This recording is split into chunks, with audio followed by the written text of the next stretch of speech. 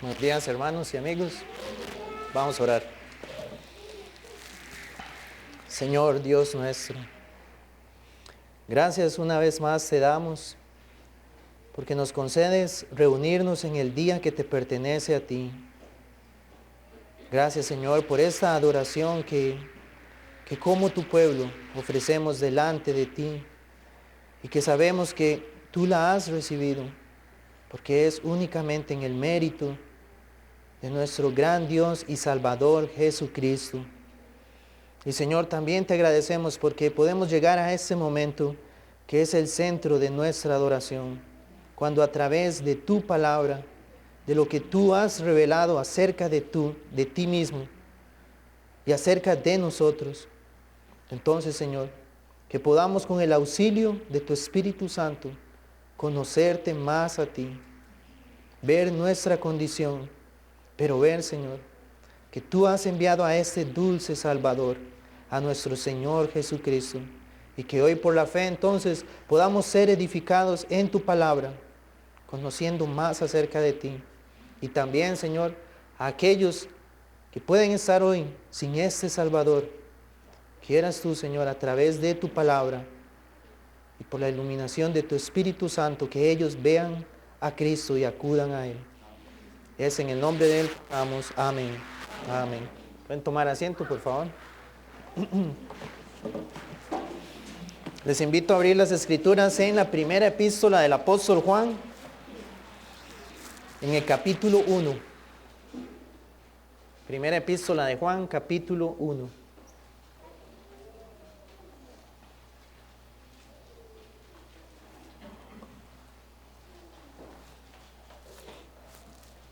Bien, vamos a leer hasta el versículo 7.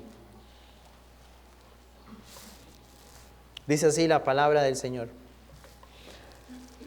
Lo que era desde el principio, lo que hemos oído, lo que hemos visto con nuestros ojos, lo que hemos contemplado y palparon nuestras manos tocante al verbo de vida. Porque la vida fue manifestada y la hemos visto y testificamos y os anunciamos la vida eterna, la cual estaba con el Padre y se nos manifestó. Lo que hemos visto y oído, eso os anunciamos, para que también vosotros tengáis comunión con nosotros. Y nuestra comunión verdaderamente es con el Padre y con su Hijo Jesucristo. Estas cosas os escribimos para que vuestro gozo sea cumplido. Este es el mensaje que hemos oído de Él y os anunciamos. Dios es luz y no hay ningunas tinieblas en Él. Si decimos que tenemos comunión con Él y andamos en tinieblas, mentimos y no practicamos la verdad.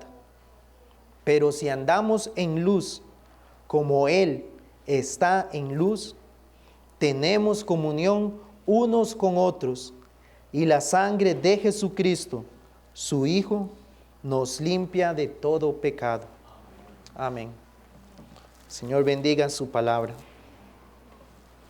Hace ya aproximadamente, creo que un mes o 22 días, iniciamos lo que es el estudio de las epístolas del apóstol Juan, perdón. Y hemos estudiado los primeros 4 versículos. Así que hoy, si el Señor lo permite, estaremos viendo, o el mensaje estará basado a partir del versículo 5 hasta el versículo 7. Entonces recordemos brevemente, las epístolas se escribieron en parte para establecer y estimular a los cristianos ante el surgimiento de varias o falsas doctrinas, que ahora el pastor hizo un muy buen resumen, en cuanto al gnosticismo y en cuanto a la negación de la humanidad y la divinidad de nuestro Señor Jesucristo. Se cree que esto fue escrito a las iglesias que estaban en la región de Éfeso, que se conocía como Asia Menor. Y el apóstol Juan les dirige, como vamos a estar viendo con el estudio de las próximas epístolas, también la segunda y la tercera, preocupados, ¿verdad?, por cómo la iglesia, los creyentes podían reaccionar en cuanto a estas herejías que estaban surgiendo, y el detalle era que estaban surgiendo dentro de los que decían ser cristianos. Entonces, constantemente vamos a ver al apóstol Juan haciendo un contraste entre lo que es ser hijos de luz y estar en tinieblas, entre la verdad y el error. Pero asimismo, en el capítulo 5 y en el versículo 13, el apóstol Juan deja en claro también cuál es uno de los propósitos entonces que él está buscando por medio de esta epístola. Y sabemos que es inspirada por el Espíritu Santo. Y él dijo, estas cosas, en el capítulo 5 y en el versículo 13 dijo, estas cosas os he escrito a vosotros que creéis en el nombre del Hijo de Dios.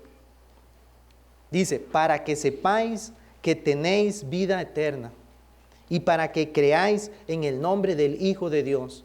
Entonces, como les había comentado, la epístola también nos va a ser útil y nos va a ayudar para que nosotros podamos evaluarnos si realmente tenemos la vida eterna, la vida que está en el Hijo. Pero esto va a ser importante, ¿en qué sentido también? Porque el enfoque no va a ser en que nosotros procuremos hacer lo que aquí dice, para entonces decir, sí, tengo la vida, porque estaríamos cayendo entonces en una salvación por obras, por méritos propios. Pero sino más bien es ver que si estamos unidos al verdadero Dios, a su Hijo, Jesucristo, entonces estas marcas van a ser evidentes en el creyente. Va a ser algo que se va a manifestar de manera genuina y natural en aquellos que Dios ha salvado. Juan también nos va a decir, el que tiene al Hijo, tiene la vida. Entonces, la pregunta es, ¿tenemos al Hijo de Dios en nuestras vidas?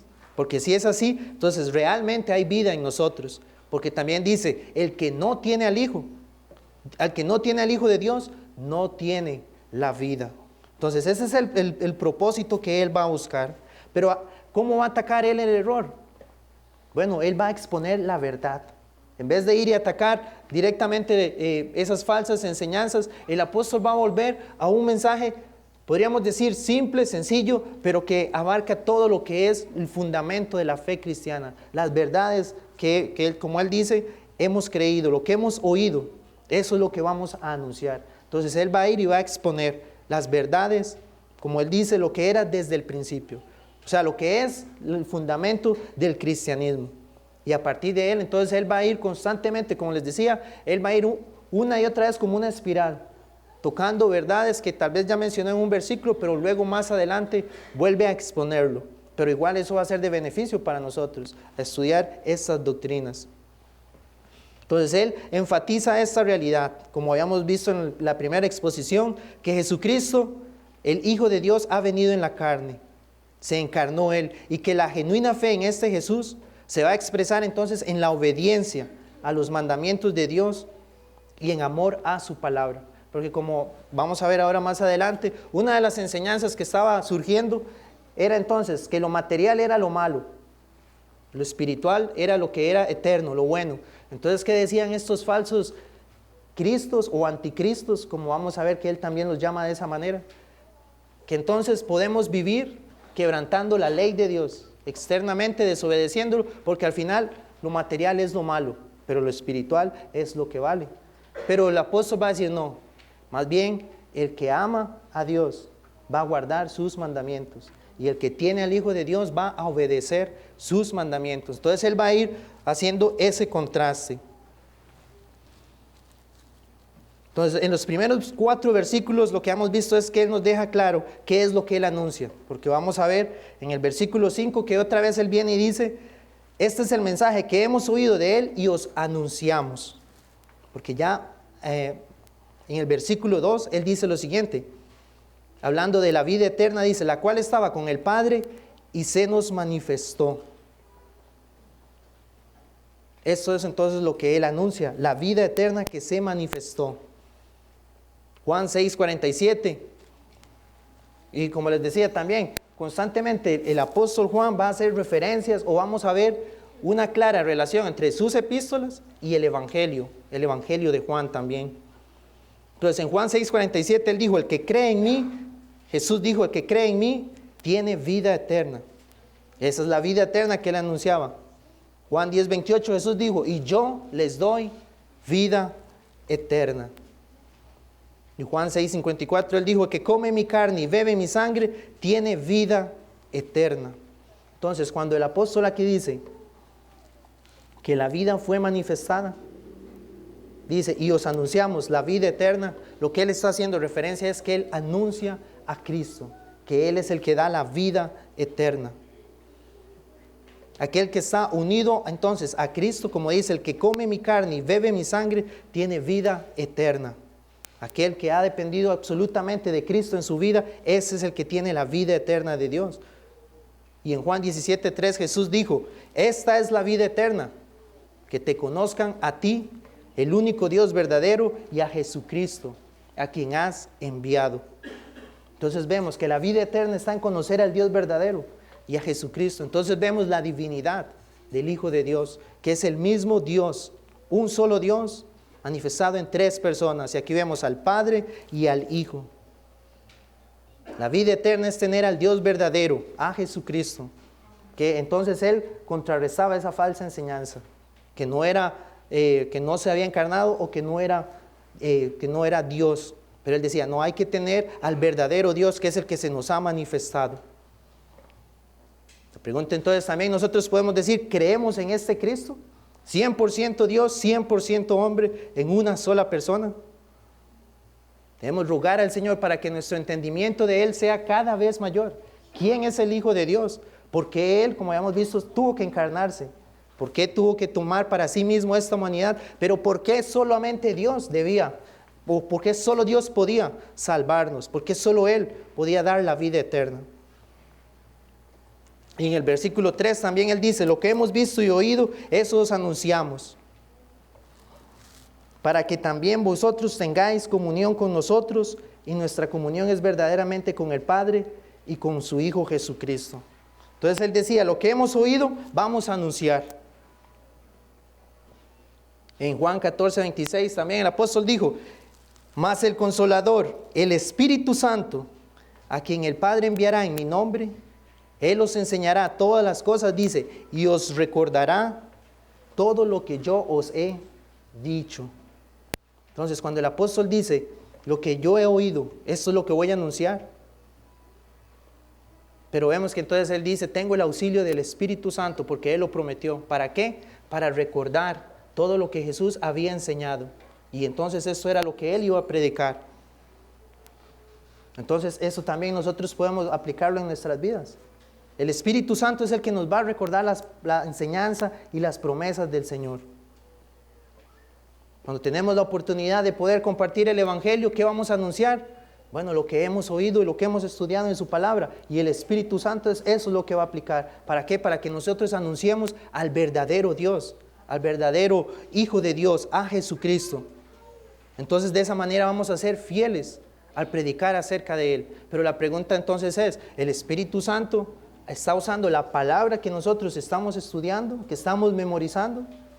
¿Estamos conociendo al Hijo de Dios en su palabra para que eso sea lo que nos recuerde el Espíritu para hablar acerca de Él?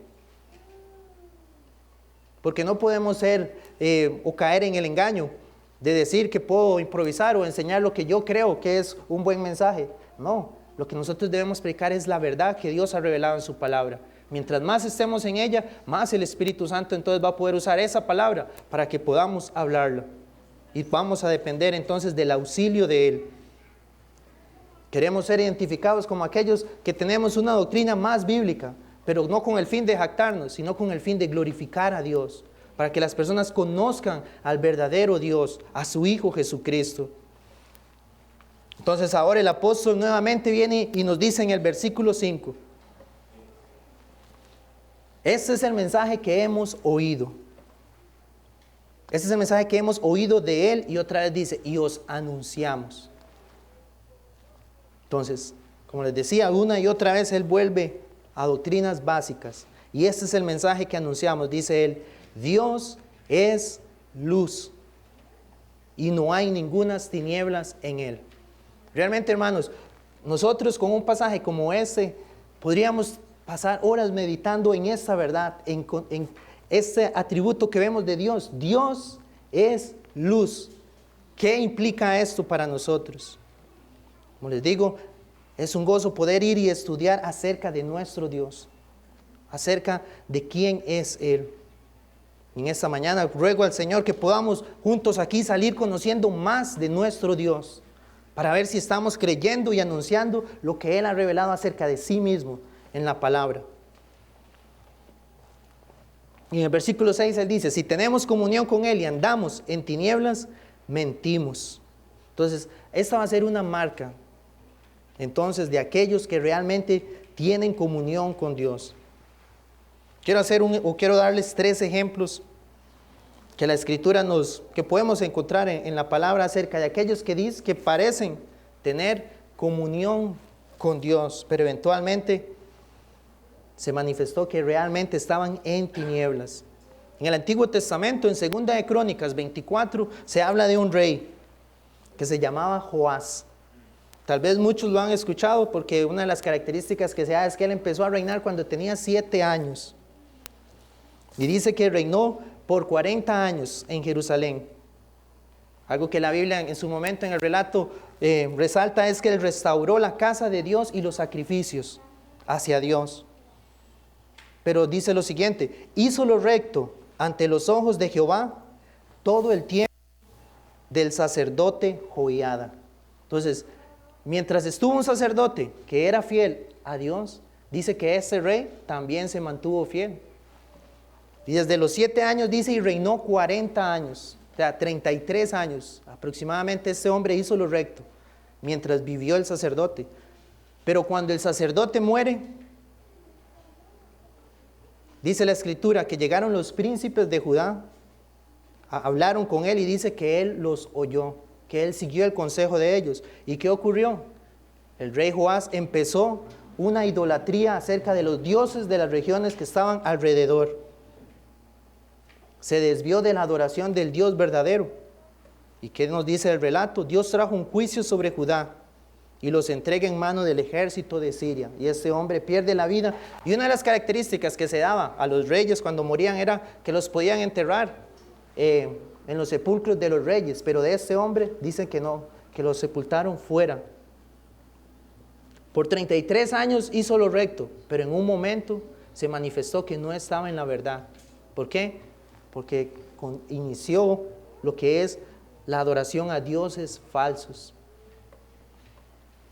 Como dice Juan, si andamos en tinieblas realmente no tenemos comunión con Él. Parecía que este hombre tenía, pero no fue así. Hechos 8 nos presenta otro hombre que se llamaba Simón, que dice que practicaba la magia, pero que cuando llegó un apóstol, Felipe, dice que él creyó, inclusive que se bautizó y estaba siempre con Felipe viendo las señales y grandes milagros que se hacían. Y dice que él estaba atónito viendo esto. Pero ¿qué hizo él? En un momento llega donde los apóstoles y les ofrece dinero. ¿Para qué? Para que él, creía, ¿verdad?, pudiera tener el mismo poder de los apóstoles, para que él decía, para que cuando yo les ponga las manos a las personas, ellos también reciban. Entonces les ofrece dinero para esto. ¿Y qué les dice el apóstol Pedro? Lo confronta y le dice, tu dinero perezca contigo, porque has pensado que el don de Dios se obtiene con dinero. Tu corazón no es recto delante de Dios, y en hiel de amargura y en prisión de maldad veo que estás. Entonces también se bautizó, dice que creyó, pero realmente, como vemos aquí, tenía un corazón que estaba lleno de maldad, que no era recto delante de Dios. Y en determinado momento se vio que su comunión no era con Dios, era en tinieblas. Y por último, el apóstol Pablo habla de un hombre que se llama Demas, que en Filemón, en la carta a Filemón, en versículo 24, lo presenta como un colaborador de él en la labor misionera.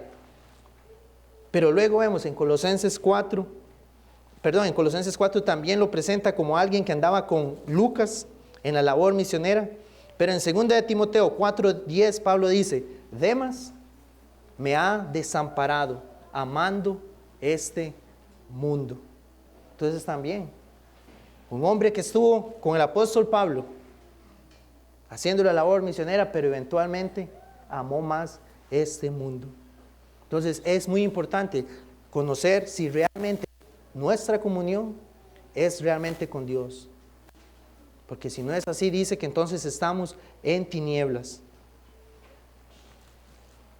Un autor dice, aquellos que dicen ser cristianos deben desplegar de manera absoluta las características o las evidencias de los cristianos genuinos, que es una sana doctrina, la obediencia a esa doctrina y el amor hacia el pueblo de Dios.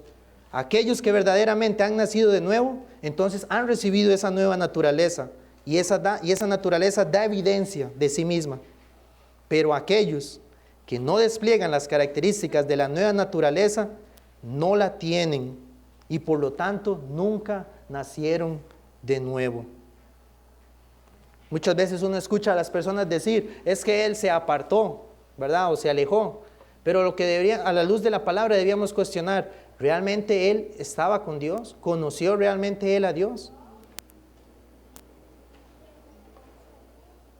Porque puede ser que realmente lo que él tuvo fue algo externo y que se está manifestando realmente entonces que él no tenía comunión con la luz. Entonces el mensaje del apóstol Juan es directo y podríamos resumirlo así. Él dice, si usted dice que tiene comunión con Dios pero anda en tinieblas, usted es un mentiroso y no practica la verdad. ¿Por qué? Porque este mensaje que Jesús nos predicó, porque este es el mensaje que Jesús nos predicó. Dios es luz y no hay tinieblas en él. Es así de sencillo. Por eso el apóstol no anda como en zonas grises. Él dice, o está con Dios o está separado de Dios, o está en la luz o está en las tinieblas. No hay un término medio.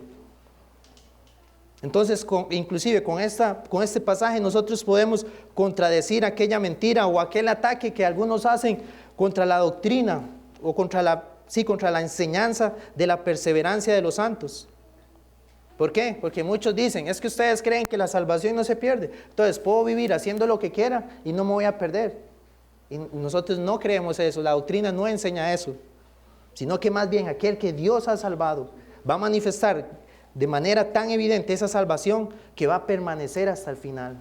¿Por qué? Porque Dios lo ha salvado, Dios es luz y en su vida esa luz está resplandeciendo.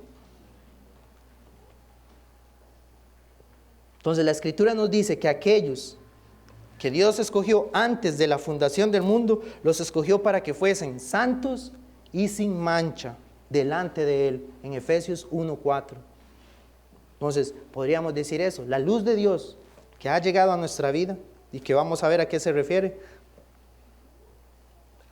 Dios la ha colocado en nosotros para que seamos separados y sin mancha delante de Él. Entonces, ¿es eso claro en nosotros hoy evidente? Que llevamos una vida santa y sin mancha. Si es así, gloria a Dios, porque ha sido Dios el que ha hecho esa obra en usted y en nosotros. Entonces, el apóstol Juan nos dice, este es el mensaje que hemos oído de él. ¿De quién? De Cristo. Eso es lo que yo he escuchado acerca de la enseñanza que escuché de los mismos labios de Jesús, y es lo que yo anuncio. Entonces, ¿qué significa que Dios es luz? Muy bien, entonces en un sentido, esto está asociado a la santidad de Dios. Está también ligado a lo que es la majestuosidad de Dios. Entonces vamos a ver algunos pasajes de la Escritura donde nos hablan de eso, de la majestuosidad y la santidad de Dios. ¿Qué es lo que podemos entender cuando la Escritura nos dice que Dios es luz? Éxodo 15:8 dice, ¿quién como tú, oh Jehová, entre los dioses? ¿Quién como tú? Dice, magnífico en santidad. ¿Cuándo es que se narra este versículo? ¿Cuándo Moisés expresa eso? Después de la liberación del pueblo de Israel ante los egipcios. Él viene y expresa, ¿quién como tú, Jehová, magnífico en santidad? Y 1 Samuel 2:2 dice, no hay santo como Jehová, porque no hay ninguno fuera de ti. Estas palabras las expresó Ana después de que Dios le concedió tener el embarazo de su primer hijo Samuel. Entonces, ¿qué vemos aquí? Que en un sentido nos hablan de que Dios está separado. No hay nadie como Jehová, santo, y Él es magnífico en santidad. Isaías 57:15 dice, Así dijo el alto y sublime, el que habita la eternidad y cuyo nombre es el Santo. Yo habito en la altura y la santidad, y con el quebrantado y humilde de espíritu. Entonces, en un sentido, lo que debemos entender es que la santidad de Dios lo que nos muestra es esa separación de Él, de su creación, por su majestuosidad. 1 Timoteo 6:16 dice, el único que tiene inmortalidad, que habita en luz inaccesible. Entonces, no podemos acercarnos a esa santidad de Dios, por quien es el alto y el sublime. Eso quiere, para que lo entendamos, cuando el apóstol se refiere a que Dios es luz, debemos entenderlo a eso. Debemos entenderlo de esa manera. No puedo acercarme a Él. Él es magnífico en santidad. Habita en luz inaccesible. Entonces, ¿qué debe ocurrir en nosotros al entender eso? Bueno, ¿cuál es nuestra bajeza ante Dios? ¿Cómo entonces yo puedo llegar ante ese Dios que es magnífico en santidad? No hay forma en que podamos hacerlo. No hay forma en que podamos acercarnos a Él. Por nuestros propios medios no podemos realizarlos. Entonces, la pregunta es eso el pensamiento que nosotros tenemos acerca de Dios? ¿Que Dios es luz? Podemos considerar y decir, cuando me refiero a Dios, lo estoy viendo de esa manera, que el hombre no puede, por su santidad, acercarse a Él.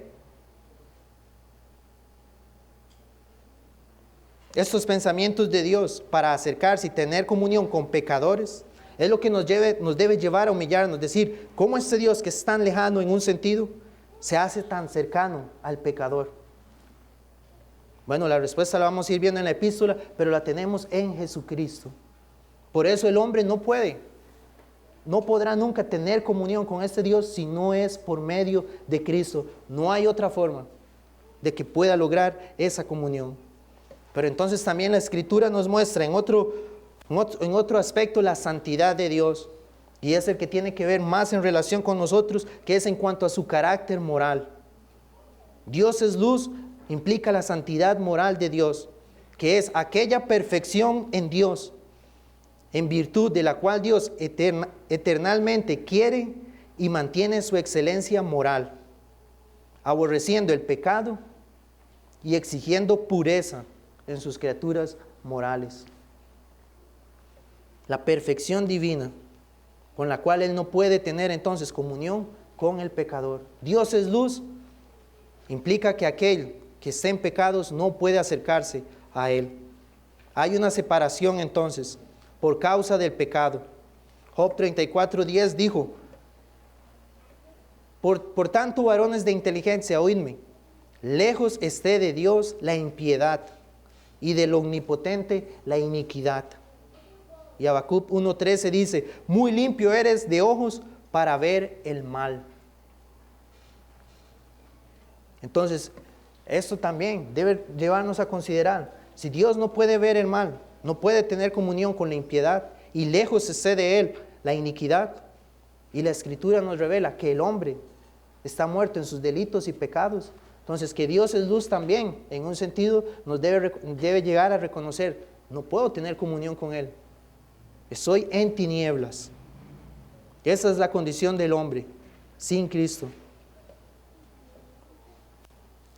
Pero también vemos el lado positivo. ¿De qué manera? Cuando nosotros nos vemos en esa condición y reconocemos entonces, quiero acercarme a Dios, pero no hay nada en mí, no hay algo moralmente bueno en mí para tener comunión con Él. ¿Qué puedo hacer? Cuando el hombre reconoce esto, bueno, vemos la obra del Espíritu Santo. ¿Por qué? Porque lo va a guiar hacia aquel que sí puede cumplir el carácter moral de Dios 100%, que es su ley, aquel que cumplió la justicia de Dios. ¿Y nos lleva a quién? A Cristo. Ese es el mensaje que hemos oído y que anunciamos. Entonces, ¿qué es lo que anuncia el apóstol? Les dice, bueno, vamos a hablar de Dios. Eso es lo que deben reconocer, que Dios es luz. Y si Él es luz, entonces conozcan que ustedes son pecadores, que ustedes están en maldad, en tinieblas, pero que por Cristo entonces sí pueden tener comunión con Él. Y eso nosotros lo vemos en el Antiguo Testamento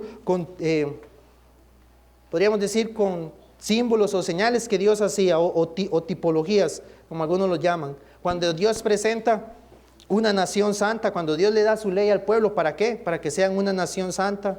Les habla de que deben ser una tierra santa, una ciudad santa, el lugar santo, el sacerdocio santo. Dios les está mostrando a ellos, es con la santidad que yo voy a tener comunión.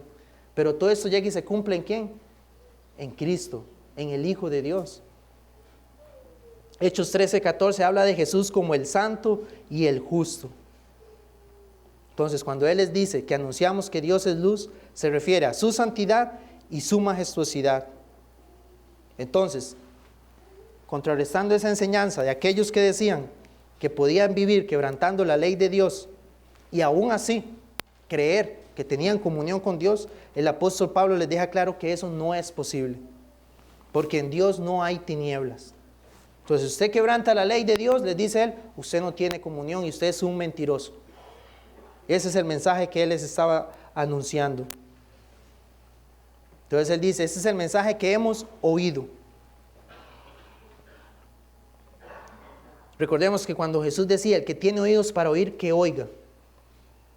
Entonces, el mensaje que hemos oído es el mensaje que hemos creído. Porque hoy aquí muchos podrían estar escuchando este mensaje, pero realmente están creyendo en quién es Dios, en la santidad y la majestuosidad de Dios. 2 Corintios 4:6 nos dice, porque Dios que mandó que de las tinieblas resplandeciese la luz, es el que resplandeció en nuestros corazones, para iluminación del conocimiento de la gloria de Dios en la faz de Jesucristo. Entonces, el que ha creído realmente que Dios es luz, eso fue lo que ocurrió. En nuestros corazones resplandeció la luz de Dios. ¿Para qué? Para el conocimiento de Cristo. Pero entonces lo contrario también es correcto. ¿Qué significa estar en tinieblas? Que entonces no ha alumbrado el conocimiento de la gloria de Jesucristo. Que los hombres entonces no pueden ver en Cristo a aquel que los puede salvar. Siguen en tinieblas. Y en el Evangelio de Juan, capítulo 3, en el versículo 19 y 20, Jesús lo expresó de esta forma. Él dijo, y esa es la condenación. Dice, que la luz vino al mundo. Pero veamos cómo esto está asociado, porque el apóstol dice, Dios es luz. Y Cristo dice que la luz vino al mundo. O sea, Dios mismo dice, y los hombres amaron más las tinieblas que la luz, porque sus obras eran malas. Porque todo aquel que hace lo malo va a aborrecer la luz. ¿Va a aborrecer a quién? A Dios, la luz. ¿Y qué hace? No viene a la luz. No viene a la luz para que sus obras no sean reprendidas. Entonces, ¿qué es estar en tinieblas? Es vivir y actuar contra lo que Dios ha mandado en su palabra. Cuando nosotros somos expuestos a la palabra de Dios y vemos que vivimos contrario a lo que Él manda, la enseñanza es clara, la persona está en tinieblas. ¿Y por qué está en tinieblas? Porque no quiere ir a la luz. ¿Para qué? Para que su vida no sea reprendida. ¿Por qué? Porque ama más estar en esa condición que llegar a la luz. Ese es el mensaje que el apóstol les está diciendo. Esos hombres son falsos. ¿Por qué? Porque ellos no quieren venir a la verdad. Ellos se deleitan en aborrecer a Dios.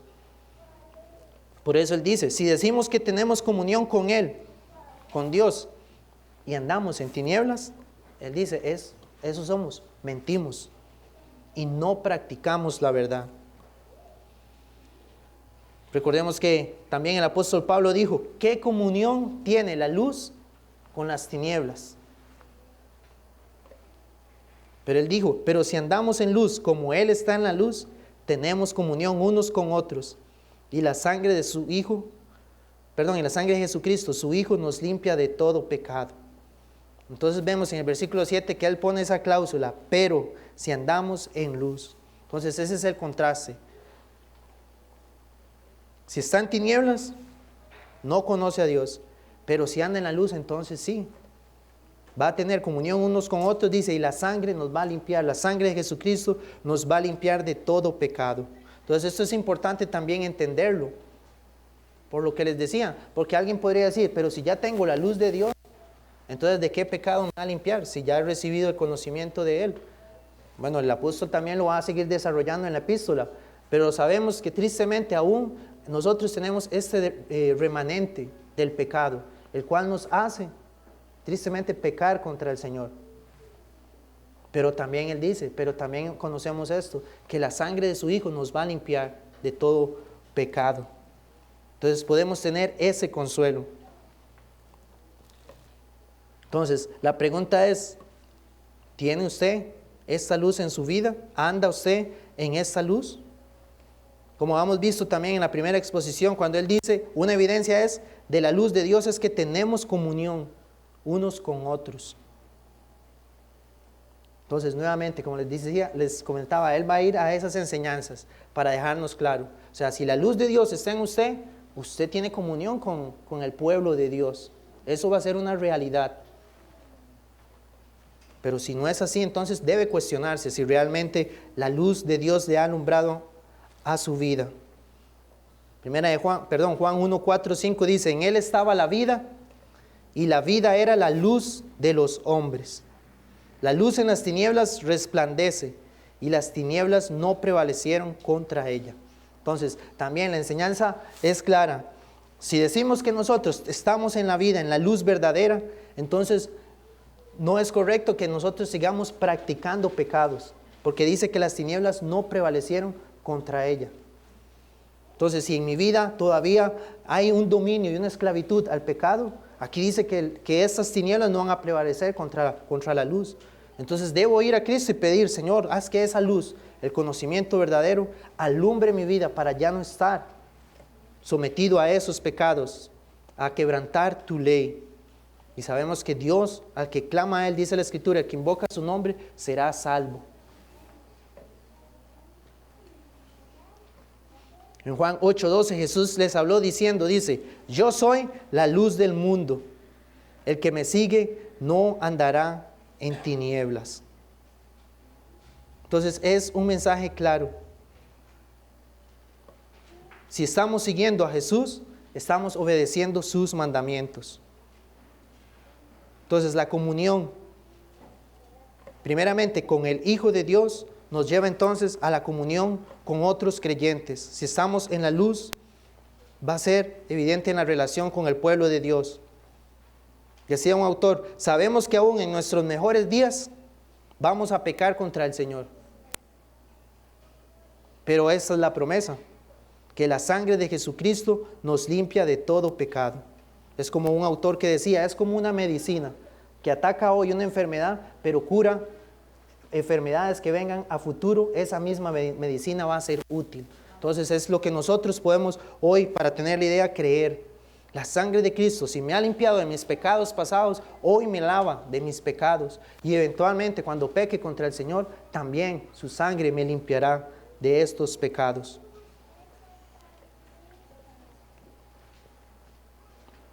Debemos entonces, hermanos, reconocer y evaluarnos. ¿Estoy conociendo que Dios es luz? La santidad de Dios separado de nosotros y de su carácter moral. El Salmo 107 nos dice lo siguiente. Hablando de la condición de aquellos que puedan estar sin la luz de Dios, dice, algunos moraban en tinieblas y en sombra de muerte, aprisionados en aflicción y en hierros. Y el versículo 11 dice, por cuanto fueron rebeldes a las palabras de Jehová y aborrecieron el consejo del Altísimo. Versículo 12 dice, por eso quebrantó con el trabajo sus corazones, cayeron y no hubo quien los ayudase.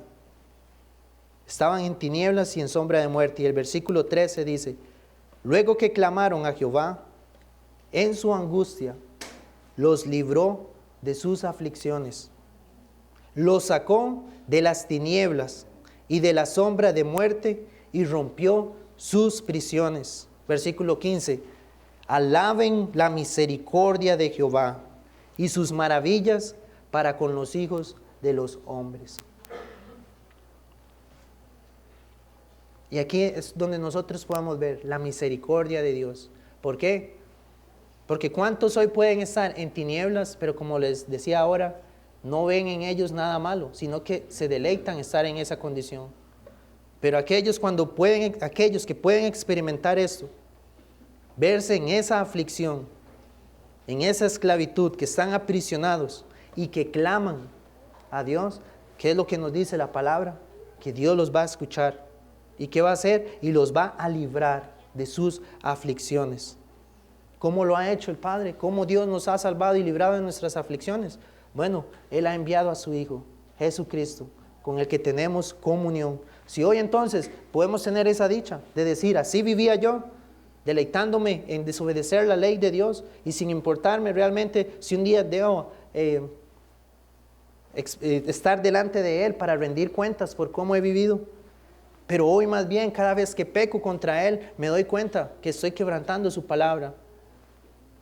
Y que entonces puedo ir a Él y clamar en arrepentimiento. Bueno, esa es la obra de Dios, que quiere decir que estamos en la luz. ¿Por qué? Porque Él va manifestando poco a poco esos pecados que hay en nosotros. Aquellas cosas que aún en nuestra vida, a la luz de su palabra, recordemos la Escritura nos dice, lámpara es a mis pies tu palabra. Entonces ella viene, el Espíritu Santo aplica la palabra, nos muestra dónde aún hay tinieblas en nosotros y ¿qué hace Él? Nos purifica, nos limpia. ¿Para qué? Para que podamos seguir siendo más luz para la gloria de su nombre. Y aquellos entonces que hoy no lo conocen, pueden ir con confianza y clamar al Señor. ¿Por qué? Porque Él promete salvar. Él envió a su Hijo. Y podemos entonces, como dice aquí, pero si andamos en luz como Él está en luz, tenemos comunión unos con otros.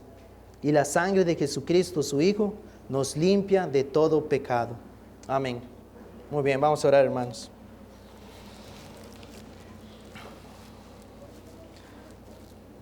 Gracias, Señor, en esta mañana.